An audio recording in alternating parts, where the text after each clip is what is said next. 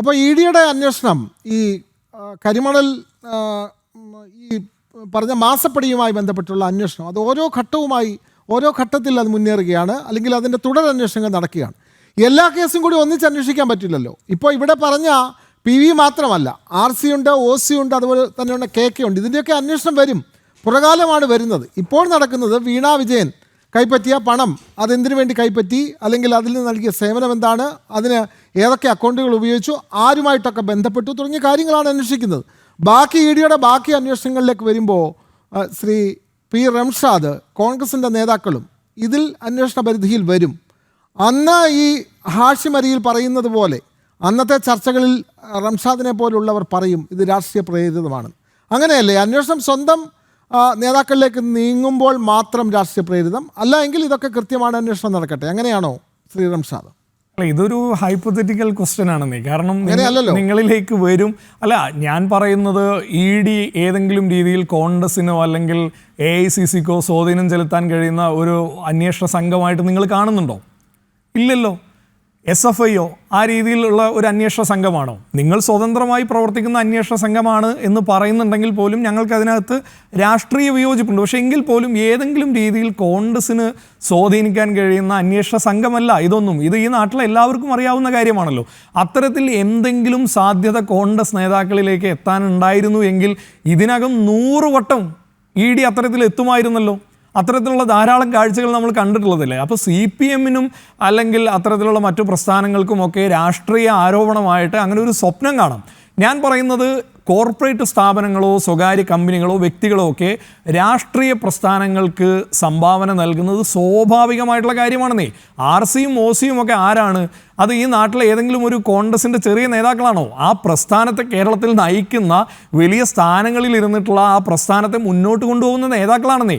അവർക്ക് സ്വാഭാവികമായിട്ടും നിയമാനുസൃതമായ രീതിയിലുള്ള സംഭാവനകൾ നൽകിയിട്ടുണ്ടാവും. അതിനകത്ത് ഒരു തെറ്റുമില്ല. ഈ വിഷയമാണെങ്കിൽ ശ്രീ റംഷാദ് ഇടപെടുകയല്ല, നിയമാനുസൃതമാണെങ്കിൽ അത് അവരുടെ പാർട്ടി സംഭാവന എന്നുള്ള നിലയിൽ അതിന് റെസിപ്റ്റ് കൊടുക്കണം, അല്ലെങ്കിൽ അതിന്റെ കണക്കിലുണ്ടാവണം. ഇല്ലല്ലോ. ഞാൻ അതിലേക്കാണ് വരുന്നത്. ഈ വിഷയവുമായി ബന്ധപ്പെട്ട് നിയമസഭയിൽ നടന്ന ചർച്ചയിൽ അന്നത്തെ ബഹുമാന്യനായ പ്രതിപക്ഷ നേതാവ് ഈ വിഷയത്തെക്കുറിച്ച് പറഞ്ഞല്ലോ. കോൺഗ്രസിന്റെ സംഘടനാ രീതി വെച്ചിട്ട് ഏത് രീതിയിലാണ് സംഭാവനകൾ സ്വീകരിക്കുന്നത്, ഏത് രീതിയിലാണ് പ്രസ്ഥാനത്തെ മുന്നോട്ട് കൊണ്ടുപോകുന്നത് എന്നൊക്കെ എല്ലാവർക്കും അറിയാവുന്ന കാര്യങ്ങളാണ്. പ്രതിപക്ഷ നേതാവ് ആ പ്രസ്ഥാനത്തെ മുന്നോട്ട് കൊണ്ടുപോകാൻ ധാരാളം കാര്യങ്ങൾ ചെയ്യും, ആ രീതിയിൽ കോർഡിനേറ്റ് ചെയ്യും. അപ്പോൾ അതിനെ നിങ്ങൾ ഇതുമായിട്ട് കൂട്ടിക്കെട്ടാൻ ശ്രമിക്കുന്നത് രാഷ്ട്രീയ പാപ്പരത്തമായിട്ട് ഞാൻ കാണുള്ളൂ. ഞാൻ ഈ വിഷയത്തെ വിഷയാധിഷ്ഠിതമായി കാണാനാണ് ആഗ്രഹിക്കുന്നത്. ഇവിടുത്തെ വിഷയം എന്താ? ഈ കേസ് അന്വേഷിക്കുന്ന എൻഫോഴ്സ്മെൻറ്റ് ഡയറക്ടറേറ്റ് PMLA അഡ്ജുഡിക്കേറ്റിംഗ് അതോറിറ്റിക്ക് നൽകിയ റിപ്പോർട്ടാണെന്ന് ഈ വിഷയം. ആ റിപ്പോർട്ടിൽ പറയുന്ന കാര്യമാണ് ഏറ്റവും പ്രധാനപ്പെട്ടത്. അതാണ് ഞാൻ പറഞ്ഞത്. PMLA സെക്ഷൻ 50 പ്രകാരം ഈ ശശിധരൻ കർത്ത എന്ന് പറയുന്ന CMLRൻ്റെ മുൻ MD കൊടുത്ത മൊഴിയാണ് പ്രശ്നം. ആ മൊഴിയിലാണ് ഈ പറയുന്ന കാര്യങ്ങളെല്ലാം പറയുന്നത്. 182 കോടിയുടെ വെട്ടിപ്പ് അദ്ദേഹം അംഗീകരിക്കുന്നു. അതിനകത്ത് 2.78 കോടി രൂപ അന്നത്തെ മുഖ്യമന്ത്രിയായിരുന്ന പിണറായി വിജയൻ്റെ മകൾക്ക് അദ്ദേഹത്തിൻ്റെ private limited Exalogic solutions private limited എന്ന് പറയുന്ന കമ്പനിക്ക് യാതൊരു അർത്ഥത്തിലുമുള്ള ഒരു സേവനവും ചെയ്യാതെ കൊടുക്കുകയാണെന്നേ. അതാണ് വിഷയം. അത് ഏതെങ്കിലും മറ്റു വ്യക്തികൾക്കോ മറ്റു രാഷ്ട്രീയ പ്രസ്ഥാനങ്ങൾക്കോ അല്ലെങ്കിൽ രാഷ്ട്രീയ സ്വാധീനമില്ലാത്ത ആർക്കെങ്കിലും എന്തെങ്കിലും ചെയ്യുന്നത് പോലെയല്ല, അല്ലെങ്കിൽ ആ കമ്പനി തന്നെ നടത്തിയ മറ്റ് തട്ടിപ്പ് പോലെയല്ല. ഇവിടെ നടന്നത് രാഷ്ട്രീയ സ്വാധീനത്തിൻ്റെ അധികാരം ഉപയോഗിച്ച് പണവും അധികാരവും തമ്മിലുള്ള അവിശുദ്ധ കൂട്ടുകെട്ടാണ് പ്രകടമായിട്ട് വരുന്നത്. അപ്പോൾ ആ വിഷയ അധിഷ്ഠിതമായിട്ട് ഞാൻ ഉന്നയിക്കുമ്പോൾ ഇവിടുത്തെ ബഹുമാന്യനായ LDFൻ്റെ പ്രതിനിധി എന്താ പറയുന്നത്? അദ്ദേഹം പറയുന്നത് മുഖ്യമന്ത്രി ഹെലികോപ്റ്ററിൽ അങ്ങോട്ടേക്ക് യാത്ര നടത്തി, വലിയ ദുരൂഹതയുണ്ട് എന്നൊക്കെയാണ് പറയുന്നത്. എൻ്റെ പൊന്നു സുഹൃത്തിനോട് എല്ലാവിധ ബഹുമാനം നിലനിർത്തിക്കൊണ്ട് പറയട്ടെ, അങ്ങയുടെ കയ്യിൽ വലിയ രേഖയുണ്ട് എന്നൊക്കെ പറയുന്നത്. ഈ സർക്കാർ വന്നിട്ട് ഒരു നിയമസഭാ സമ്മേളനം കഴിഞ്ഞില്ലേ, അങ്ങ് ഈ ജനം TVയുടെ ഫ്ലോറിൽ ആ രേഖ ഉയർത്തി കാണിക്കണമെന്ന് ഞാൻ പറയുന്നേയില്ല. കാരണം എനിക്കറിയാം അങ്ങനെ ഒരു രേഖ അദ്ദേഹത്തിൻ്റെ കയ്യിൽ ഉണ്ടാവാൻ ഒരു സാധ്യതയില്ല. ഞാൻ പറയുന്നത് അങ്ങ് ആ രേഖ എടുത്തിട്ട് നിങ്ങളുടെ ഇപ്പോഴത്തെ പ്രതിപക്ഷ നേതാവുണ്ടല്ലോ അദ്ദേഹത്തിനൊന്ന് കൊടുക്കുന്നേ. എന്നിട്ട് നിയമസഭാ സമ്മേളനം വരാൻ പോകുന്നുണ്ടല്ലോ അടുത്ത മാസം, നിങ്ങൾ നിയമസഭയിൽ ഉന്നയിക്കുന്നേ. അതല്ലാതെ നിങ്ങൾ ഒരടിസ്ഥാനവുമില്ലാത്ത ഒരു മാധ്യമ സ്ഥാപനത്തിൻ്റെ ഫ്ലോറിൽ വന്നുകൊണ്ട് ഇവിടെ നടക്കാൻ പോകുന്ന വലിയ ഡീലാണെന്നും നിങ്ങൾ ജനങ്ങളെ കബളിപ്പിക്കാൻ നോക്കരുത്. നിങ്ങൾ 10 വർഷമായിട്ട് ജനങ്ങളെ കബളിപ്പിക്കാൻ നിരന്തരമായിട്ട് നടത്തിയ ശ്രമത്തിൻ്റെ ഭാഗമായിട്ട് നിങ്ങൾ 10 വർഷക്കാലമായിട്ട് നടത്തിയ സ്വജനപക്ഷപാതത്തിൻ്റെയും അഴിമതിയുടെയും പ്രതിഫലനമാണ് നിങ്ങൾ ഈ അനുഭവിക്കുന്നത്. രാഷ്ട്രീയ കേരളത്തിൻ്റെ ചരിത്രം പരിശോധിച്ചാൽ CPM-ന് ഇതുപോലെ ഒരു ഗതികേടുണ്ടായിട്ടുണ്ടോ? LDF-ന് ഇതുപോലെ ഒരു ഗതികേടുണ്ടായിട്ടുണ്ടോ? നിയമസഭയിൽ നിവർന്നു നിന്ന് എന്തെങ്കിലും ഒന്ന് വിഷയാധിഷ്ഠിതമായി പറയാൻ കഴിയുന്ന ഒരു MLA എങ്കിലും നിങ്ങൾക്കുണ്ടോ മിസ്റ്റർ? ഈ രീതിയിലേക്കുള്ള ഗതികേടിലേക്ക് നിങ്ങളെ കൊണ്ടെത്തിച്ചത് ഈ സ്വജനപക്ഷപാതമാണ്.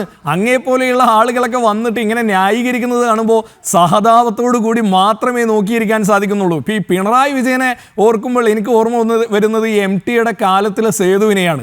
MT-യുടെ കാലത്തിലെ സേതുവും പിണറായി വിജയനും തമ്മിൽ ചെറിയൊരു വ്യത്യാസമുണ്ട്. എന്താണെന്നറിയോ? MT-യുടെ കാലത്തിലെ സേതുവിനെ കുറിച്ച് സുമിത്ര പറയുന്നത് സേതുവിന് എല്ലാ കാലത്തും ഇഷ്ടം സേതുവേട്ടനോട് മാത്രമാണ്.